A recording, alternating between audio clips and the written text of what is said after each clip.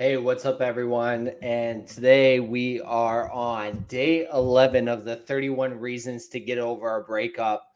And the power in my city literally just got turned on about 3 minutes ago. So I'm excited. I would have had to gone for my phone, done a live broadcast from there, but instead I'm coming to you live from the same spot. I will switch it up though, and I will give you guys a different perspective. I'm in Toronto, so I will take a video by the CN Tower just so you can see where I'm at. And at the same time, I could brag a little bit to be like, haha, I'm by the CN Tower. So with day number 11, I want to talk about getting healthy. That is a big reason as to why, how to get over a breakup, why to get over a breakup. And getting healthy can come in so many different ways, so many different fashions. And getting healthy isn't just like on the physical level, it could also be mental and spiritual as well. But, for today's sake, I don't want to take too much time. I'm just going to focus on two things: one, exercise, and then the other is the food that we consume, what we decide to eat. And whether you've been healthy in the past or not, getting over a breakup is actually an optimal time to nourish your body, your mind, and your soul with proper exercise and proper food.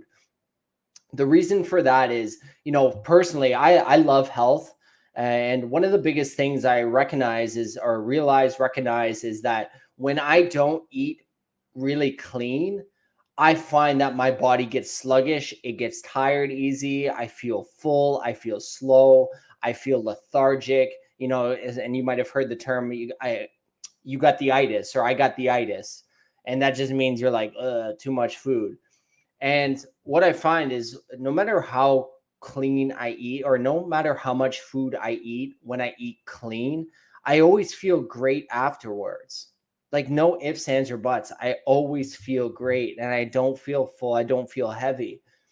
And exercise, like, I love working out at the gym. And, just recently I started training for a 5K run. And, it's my first race. I've never done anything like that. I'm not a runner, but I started running at the gym, and I've done cardio before or whatever, but it's different mentality. It's a different way to show up in the gym when you have a purpose and a goal. And the same thing goes with life. When you have a purpose and you have a goal, life seems to move forward and it seems to be easier just because you're enjoying what you're doing, because you know where you're going. And eating healthy and exercise, it's leading to a healthier lifestyle. And if a healthy lifestyle is new to you, then why not adopt it? Why not use this breakup as an opportunity to turn things around?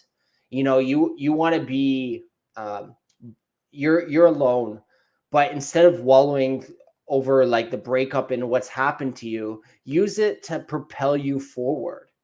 Use it to catapult you into like this new lifestyle.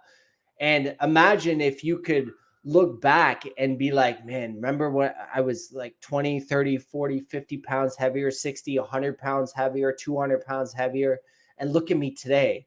And not only will you look good on a vanity scale, but you'll feel amazing. And then also imagine, like, I'm not saying to throw it in anyone's face, because that's not what I'm here to do. It's more for you to be like, like, I'm better. I'm better without this person in my life. I changed my life. So we can, it's the same thing like with anything in our lives. We can always take it badly or positively, and it depends on which way we do it. So sometimes after a breakup, it could be like, oh crap. Like for me, I became a little unhealthy afterwards. I still was healthy, but like I gave up a lot. And I got into this space and it was kind of like blah blah blah until I realized, like, you got to do something for yourself, Alex. You got to do something for you, man. You can't just sit here and let your weight get out of control, or, sit and just feel like crap. And you can't let that get a hold of you. You have the opportunity to change your life. And one of the best ways we can do that is to just eat healthy and to exercise. And I don't care if you go to the gym, and I don't care if you're training for a 5K. You don't got to do that right away, but do something to get you physically active. Do something that is going to help you to eat better. You don't want to eat garbage. You want to eat good. You want to feel good. The only way to feel good is if you treat yourself the exact way you want to be treated. So, if you're looking at a relationship as well, okay, think of who you're going to attract. Think about it. If you're unhealthy, you're going to attract someone who's unhealthy. Do you want that? We could go even further into like lifespan. If you're unhealthy, and what do you think your lifespan is going to be?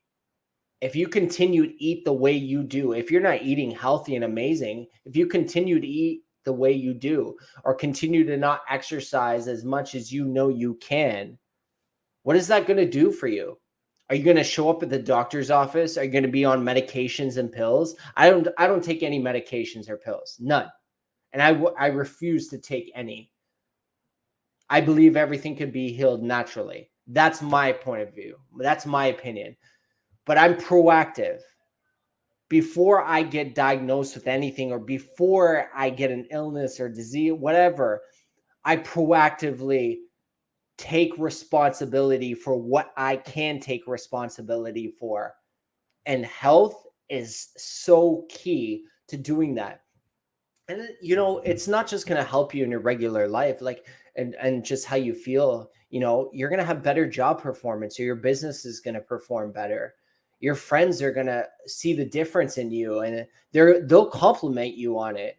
And you know what? You'll probably change other people's lives too. Imagine being a positive example for other people. When's the last time that you were able to show up in the world and someone looked at you and they're like, what are you doing? Why you look really good? What's going on? And what have you changed in your life? After the breakup of myself, I decided about, hold on, I'm trying to think here. Hold on.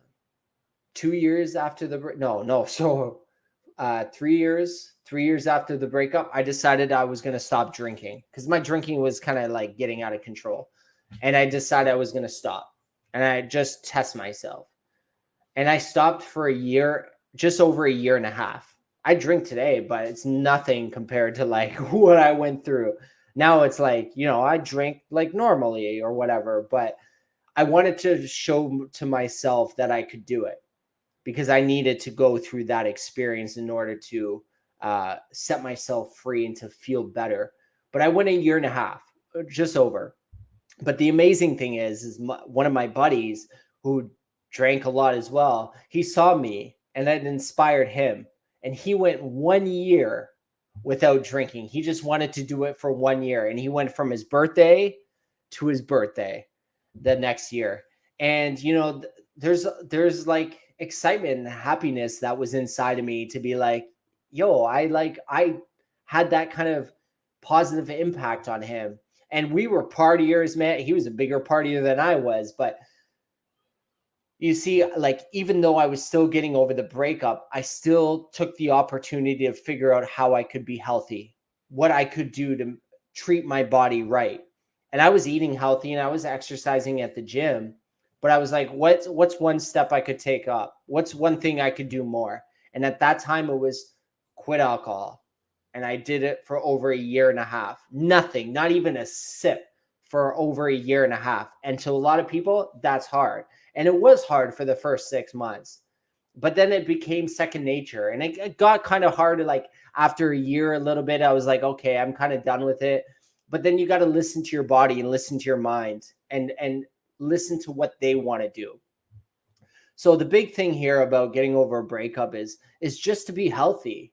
Do it for you. Don't do it for anyone else. Because if you do it for someone else, you'll fall right off the rails and you'll go back to where you were. Do not do it for anyone else. Do it for you. Your health is important. I don't want to see you like in your 30s, 40s, 50s. I've talked to men who are in their 30s who've had strokes. You know, like that's hurtful. That's hard. You don't want to be 50, 60, you have a heart attack, you develop cancer, you develop a brain aneurysm, heart disease. Like there's so many different things. So just treat your body with respect, treat your mind with respect, and treat your soul with respect. They're all here for you. Show them that you love them, and you're on your way to healing. All right, I'll see you guys tomorrow. Thank you.